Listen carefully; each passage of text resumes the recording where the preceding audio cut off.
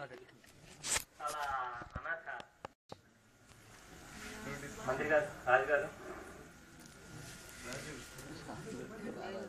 అలా మనం కూడా ఎన్నో ప్రయత్నాలు చేస్తాం.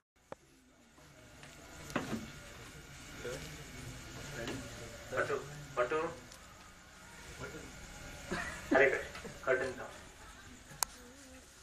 జయము జయము మహారాజా, మిమ్మల్ని వారిలో వచ్చారు. వెంటనే రమ్మని చెప్పండి.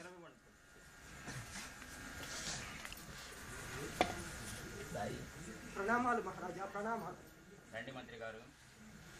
ఏమిటి రాజ్యంలో విశేషాలు? ప్రజలంతా కుశలమేనా? రాజ్యంలో ప్రజలంతా కుశలమే మహారాజా. పన్నులన్నీ వసూలు చేసి మీ ఒడ్డుకు తీసుకొచ్చారు. పన్నులు వసూలు చేసే అధికారులు లంచాలకు అలవాటు పడ్డారని విన్నాం.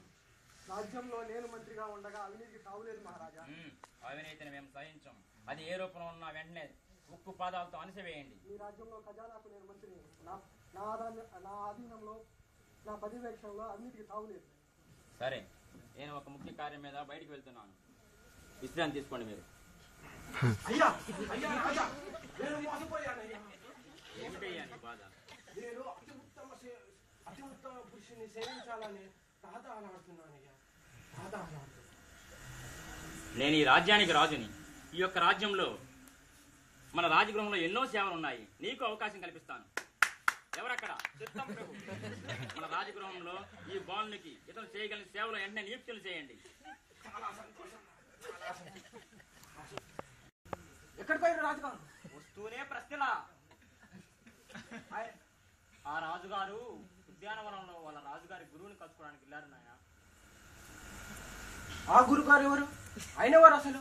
రాజుగారి కోసం, రాజ్య క్షేమం కోసం ఆయన పూజలు చేస్తూ ఉంటారు. సర్వం ఆయన రాజుగారు తన సర్వం ఆయనకి అర్పించుకుంటారు నాయన. అయితే నేను ఆ రాజు అతని దగ్గరికి వెళ్తాను. అతని దగ్గరికి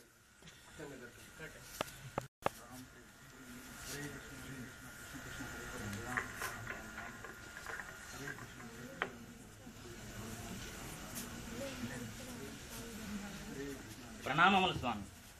దీర్ఘాయుష్మాన్ భవ. అహైతుకి భక్తి ప్రాప్తి. రాజ్యంలో అంతా కుశలమైన నాయన? మీ కరుణాకటాక్షంలో అంతా క్షేమమే స్వామి. స్వామి స్వామి శ్రీమద్ భాగవతంలో కొన్ని నాకు సందేహాలు ఉన్నాయి స్వామి. ఈ క్లిష్టమైన పరిస్థితుల నుంచి నన్ను కాపాడండి, నన్ను కాపాడండి. నేను ఉత్తమ పురుషుడు అనుకొని ఆ శెట్టి గారిని సేవించాను. ఆ పై అధికారి పన్ను అధికారిని సేవించాను. ఆ పై అధికారి మంత్రి గారిని సేవించాను. నన్ను కాపాడండి, మీరే కాపాడండి. మీరేమో మీ సేవలు ఉన్నప్పుడు మీరేమో ఈ స్వామివారికి మీరు ప్రణామం చేస్తున్నారు.